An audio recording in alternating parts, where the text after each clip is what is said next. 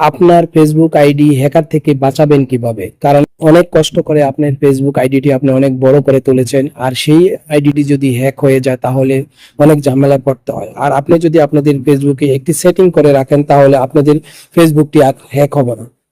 কিভাবে কাজটা করবেন চলুন দেখে আসি। ফার্স্ট অফ অল আপনারা কি করবেন, আপনাদের ফেসবুকটি ওপেন করে নেবেন, তারপরে ডান পাশে প্রোফাইলের উপর ট্যাপ করে দিবেন। এখান থেকে আপনারা সেটিং অপশনটি খুঁজে নেবেন। আমার উপরে দেখেন এখানে সেটিং অপশনটি দেখা যাচ্ছে, সেটিং এর উপর আমি ট্যাপ করে দিলাম।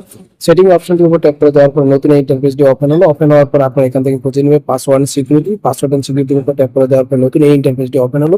ওপেন হওয়ার পরে আবার দ্বিতীয়বার আবার পাসওয়ার্ড এন্ড সিকিউরিটির উপর আবার ট্যাপ করে দিতে হবে। ট্যাপ করে দেওয়ার পর আপনাদের এই পেজটিতে নিয়ে আসবে। দেখেন এখানে লেখা আছে টু ফ্যাক্টর অথেন্টিফিকেশন, এই অপশনটার উপর আপনারা ট্যাপ করে দিবেন। ট্যাপ করে দেওয়ার পরে এখানে তিনটা দেখা যাচ্ছে। আমি যেহেতু ফেসবুকের সেটিংটি করব তার জন্য আমি প্রথমে সেটি এই পেজটির উপর ট্যাপ করে দিলাম। এই পেজটিতে ট্যাপ করে দেওয়ার পরে দেখেন এখানে কিন্তু আপনাকে বলছে পাসওয়ার্ড দেওয়ার জন্য, অর্থাৎ আপনার জিমেইলের পাসওয়ার্ডটি দিতে হবে। আমি সেই জিমেইলের পাসওয়ার্ডটি দিয়ে আমি কি করলাম, পাসওয়ার্ডটি দিয়ে দিলাম। তারপর আমি কন্টিনিউর উপর ট্যাপ করে দিলাম। কন্টিনিউর উপর ট্যাপ করে দেওয়ার পর নতুন আরেকটি ইন্টারফেস ওপেন হবে। দেখেন এই ইন্টারফেসটি ওপেন হবে। এখন কি করবে, আমার জিমেলে একটা কোড যাবে, সেই কোডটা এখানে বসে আমি কন্টিনিউতে ট্যাপ করে দিব। বাস এতটুকুই কাম। আপনারা এই সেটিংটা যদি আপনারা করে রাখেন তাহলে আপনাদের ফেসবুকটি আর হ্যাকার হ্যাক করতে পারবে না। ভিডিওটি ভালো লাগলে অবশ্যই শেয়ার করবেন, অন্যকে দেখার সুযোগ করে দিবেন।